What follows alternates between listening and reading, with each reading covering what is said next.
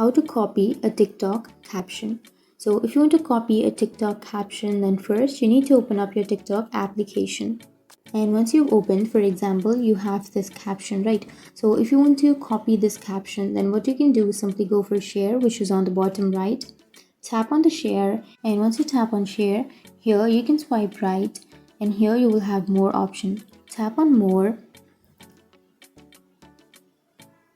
and here you will have copy option. So tap on copy and copy the link.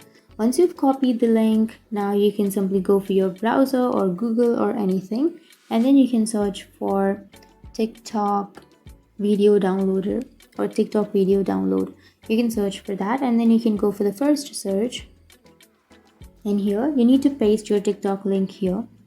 Once you've pasted, now tap on download, and here you will have the video, right? So now what you need to do is simply you don't need to download the video, but instead of that, here you will have the caption of that video, right? So you need to simply copy that caption from here. So tap on that and copy the caption from here. So that's it. That's how you copy a TikTok caption, and now you can paste that caption wherever you like, and you can use that caption. So that's it.